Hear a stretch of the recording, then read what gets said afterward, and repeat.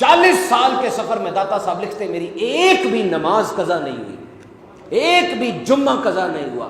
What is the basic factor؟ علم دین، کشف المحجوب لکھی آپ نے، ساری کتابیں تو غزنی میں چھوڑائے تھے آپ۔ اقبال فرماتے ہیں سید حجویر مخدوم ڈاکٹر اقبال فرما رہے ہیں، یہ اکثر جایا کرتے تھے وہ داتا صاحب کے مزار شریف پر، اور داتا صاحب کے قدموں کی طرف شعر بھی لکھا ہوا ان کا یہی والا، سید حجویر مخدوم ساری امت کو داتا علی حجویری کا شکر گزار ہونا چاہیے۔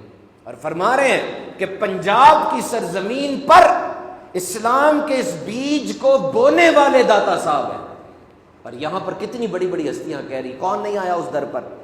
خواجہ معین الدین چشتی اجمیری نہیں آئے اس در پر، 40 دن تک بیٹھے رہے۔ بابا فرید نہیں آتے تھے اس در پر، بار بار آتے تھے، کیا تھا اس در پہ جو اتنی بڑی ہستیاں حاضر ہو رہی ہیں؟ اور 40 دن کے بعد خواجہ خواجگان سلسلہ چشتیہ کے شہنشاہ، ہند کے شہنشاہ خواجہ معین الدین اجمیری کیا فرما رہے ہیں؟ گنج بخش فیض عالم مظہر نور خدا، ناکسارا پیر کامل کاملارا رہنما۔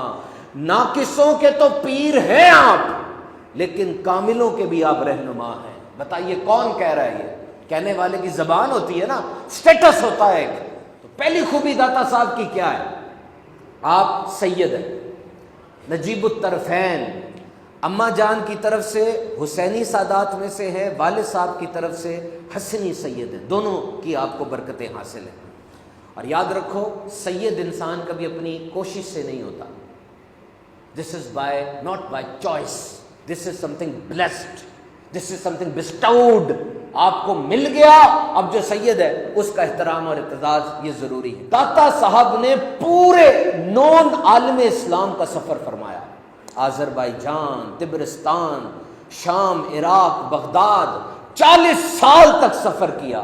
کہتے ہیں میں ایک ایسے بزرگ سے ملا جنہوں نے 40 سال تک اپنا پہلو رات کو زمین پر نہیں لگایا تھا، دن کے وقت تھوڑا سو جایا کرتے تھے۔ ایک ایسے بزرگ سے ملا جو 20 سال تک بیٹھے نہیں تھے، بس نماز میں جتنا بیٹھنا ہوتا تھا اتنا بیٹھتے تھے۔ ایک ان کا مشرب تھا، ایک ان کا ذوق تھا۔ کہتے ہیں میں ایک جگہ پر گیا، ایک شیر نے میرے اونٹ پر حملہ کیا، میرے اونٹ کو زخمی کر دیا، پھر وہ شیر چھوڑ کر اوپر چلا گیا، درندے اور آ گئے، وہی شیر اترا، اس نے اونٹ کو مار دیا، پھر اوپر چلا گیا، اور وہ باقی درندوں نے اس اونٹ کو کھا لیا۔ وہ شیر اترا، ایک لنگڑی لومڑی آئی، وہ شیر پھر ہٹ گیا، لومڑی نے اپنا حصہ لیا، اور وہ جو شیر مارنے والا تھا اس نے تھوڑا سا گوشت کھایا، اور منہ پھیر کے داتا صاحب کی طرف دیکھا اور انسانی آواز میں کلام کیا کہ دیکھو لقمے کھانا تو دوسروں کا کام ہے، جوان مرد وہ ہوتے ہیں جو دوسروں کے لیے لقمے چھوڑ دیا کرتے ہیں۔ کرامات بھی ہوتی ہیں، ایسا نہیں ہوتا کرامات نہیں ہوتی۔ آپ نے ایک مسجد بنائی،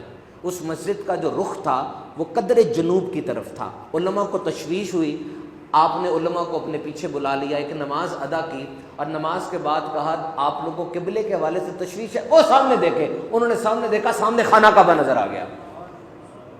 اب یہ داتا صاحب کو اپنی اس طاقت پر یقین تھا کہ اتنے حجابات ہیں لیکن میں خانہ کعبہ دیکھ بھی سکتا ہوں اور ان کو دکھا بھی سکتا ہوں۔ ایک انگریز آیا تھا، اس سے پوچھا تم نے لاہور دیکھا، بڑا کچھ دیکھا، شیش محل دیکھا، قلعہ دیکھا، یہ دیکھا، وہ دیکھا، یہ تو بتاؤ تم نے کس چیز نے متاثر کیا؟ وہ کہنے لگا میں تو حیران ہوتا ہوں، ایسے لگتا ہے کہ لاہور والوں کے دل اس ایک قبر والے کی مٹھی کے اندر ہے، ایسے لگتا ہے کہ صوفی کی قدر، اس صوفی کی عزت لاہور والوں کے دل میں جیسے ڈال دی گئی ہے۔